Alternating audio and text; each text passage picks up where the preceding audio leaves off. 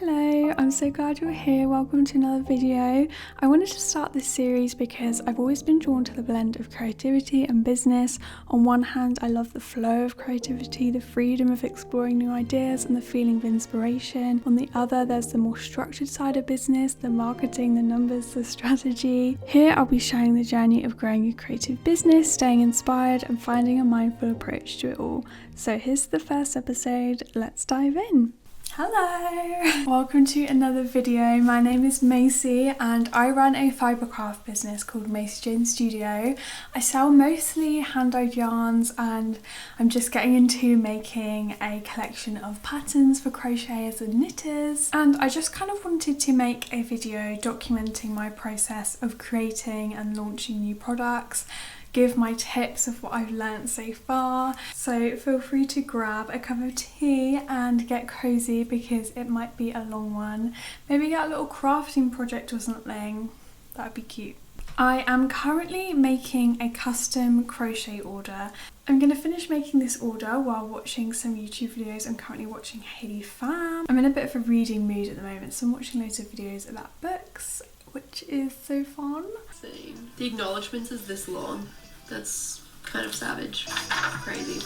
One down, one to go. Travel. So it is what it is. Finally my hair is not oily. Okay, it's not sticking together anymore.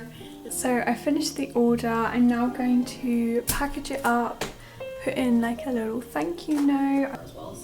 I think creating handmade products is such a deeply personal and intentional process. Yes, it takes time and yes, it might not be as scalable as mass production, but that's what makes it so special. I feel like the time and the care you invest in each piece can truly resonate with the people who receive it. And if you're someone who values craftsmanship and authenticity, it might be exactly the kind of work that aligns with you and your vision for your future. Don't get caught up in the pressure of scaling your business just because you see bigger companies doing it. There's something incredibly beautiful and fulfilling about making something with your own hands. There's something to be said about the connection to your craft and to the people who appreciate the uniqueness of what you offer. And if the goal is to create products that hold meaning and speak to people, then don't worry about the size of your business and focus on what feels right for you and let that guide you towards growth at your own pace. So I have my yarn to dye. Sorry, my slippers sound super loud. This is what the undyed yarn looks like, and this I'm releasing 2 new colorways this week. So the first one is this medium brown type colour, and then I've basically just grabbed this from my yarn stash as like an inspiration. And this, you know, there's not a huge amount of difference, but I think I've just got to try and mix up a colour which has a little bit of grey, a little bit of brown, just to kind of cool this down because it's quite a warm yellowy type of colour, because I think these 2 colours would be really nice together. So the reason I'm doing 2 complementing colours is because every month I want to come out with a pattern that you can use with the colours. And so I am writing up a hand warmer pattern, some crochet hand warmers similar to the ones I made earlier, but they're not checker print. They're very like classy, minimalist, simplistic. It's not going to be like a super hard pattern. So I thought the hand warmers would look really nice if you had a brown cuff and then a brown trim, and then the middle colour was this colour. So that is why I have done these colours, because that's the colourway that I want to be on like the cover of the pattern, is these 2. So I just thought it was nice to have a kind of bundle coming out every single month, and I want to create kits with my patterns and everything. So let's get dyeing. This could go many different ways. I feel like it's always a game of experimentation when it comes to product design, especially when it's all handmade. I guess the stakes aren't as high when you're making everything by hand. It doesn't cost that much. You know, when you're getting something produced for you, you have to buy in bulk, and if something goes wrong, it can be really bad for your business. I'm listening to the audiobook tomorrow and tomorrow and tomorrow. Okay, enough rambling. I'm gonna put you back here. She folded the note in half and wrote, "Read me" on the outside of the note. And then lost interest in it since Christmas. Binder, Sadie. You have to be a marketeer and a showman. You'll learn that eventually. Though she was not, you're a builder of worlds. And if you're a builder of worlds, days, girls like Sadie were conditioned to ignore going to miss you, he said. So while my yarn is just soaking up all the dye, I'll leave it for like 45 minutes or so. I'm just kind of doing a bit of research, I guess. So basically I've decided that I want to donate 5% of all Mace Jane Studio profits to a charity, and so I've just been doing research on what charity I want it to be, and I think I've settled on Refuge. They help women and children get out of domestic violence situations. They provide accommodation, free legal advice. Growing up in an environment that was violent, very alcoholic, abusive male presence, like, I just think me and my mum could have really benefited from that, and so I think if I can use my pain to kind of fuel something which can actually do some good, I think that's what I want to do. So to pledge business profits, I have to fill out this form, and it's for work for good, and you basically just create an agreement so that it is all like legal and solid and stuff like that. So I went down to check on my yarn, and it was a bit too light. It almost looked exactly the same as when I put it in there. So I did another dye round, and I think it's the perfect colour, so I'm really happy. So next on the to-do list is to record an episode for my podcast, The Wellness Files. I've got about 40 minutes until my next batch of yarn is ready to come out, just to ramble and chat about law of attraction, manifestation, and all that fun stuff.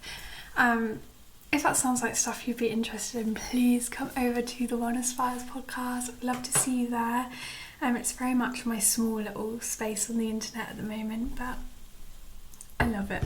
If you are also a creator, or you have a small business, or you're trying to build a brand, I think having content on multiple platforms is really, really key, and it gets you out there and you get more of an audience. Yeah, I just think try and get as many like hours of content in as many places as possible, and I really enjoy recording for the podcast, so it's a nice thing to do. Yep. Okay, my creaky chair gets a bit annoying when recording podcasts, but that's okay. Time is like, okay, how do we actually make this a reality? I feel like we make all these goals at the beginning of the year, right? Because we think, oh, we've got the whole year to get it done.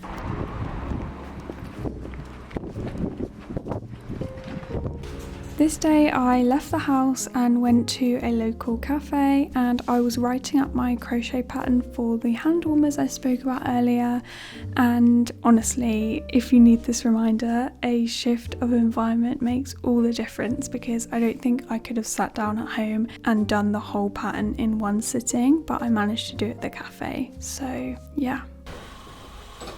I've just got back from the cafe. I stopped off in like a spiritual shop on the way home.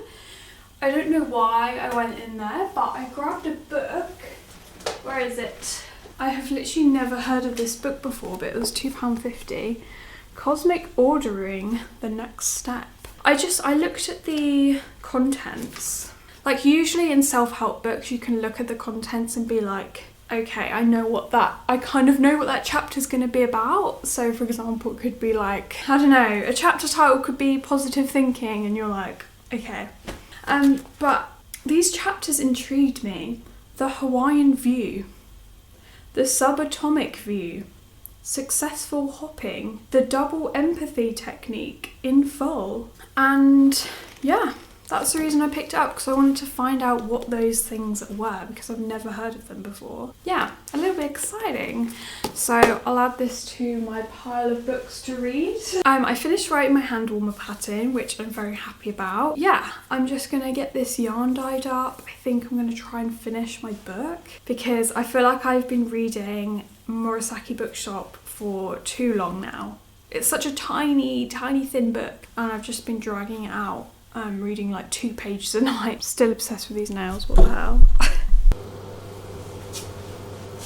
So this is me just dyeing up the rest of the yarn, and then I set up in the living room and do some more reading. I feel like it is super important to have other passions separate from your business. It allows you just to open your mind to more creativity, and these moments allow us to recharge and refuel and come back with fresh energy to our work. And yeah, whether it's reading, crafting, cooking or walking, stuff like that, I think it is just crucial to our well-being, and also it can be helpful for your business too.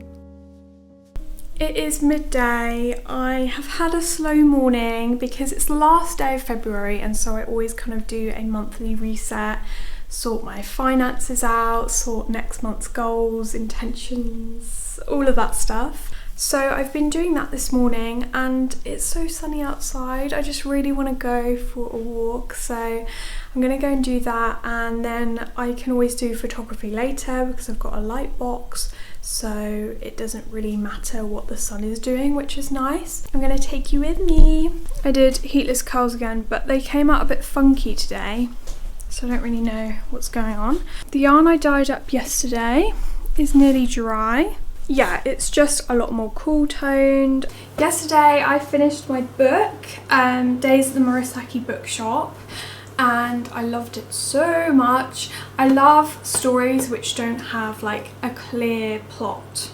Like, it's just a nice little day-to-day, different themes.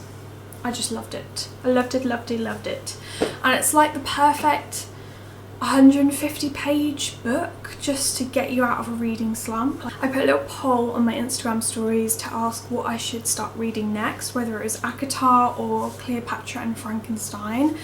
I feel like it's leaning a little bit more towards ACOTAR, and that was kind of the one that I was leaning towards. I definitely want to read the other one because lots of people have either said that they really like it or that they like hate it. So I'm so intrigued what I'm going to think about it. So yeah, I'm just going to wrap up warm and head out. I spoke about this a bit on my podcast, but I've been trying to do something different every single day. So this day I went to this park, and then the other day I went to a new coffee shop, and it's just really helped to separate the days in my mind. Like, the week is no longer this big blur that I can't remember. And yeah, when I got home I was preparing for a craft fair that I had at the end of the week. The craft fair really didn't go well, I'm not gonna lie. I was feeling really anxious in the day. It was like an evening market, and when I got there I just knew I was not in the mood to talk to people. Like, anxious people will relate. When you're in that mood, it's so hard to get out.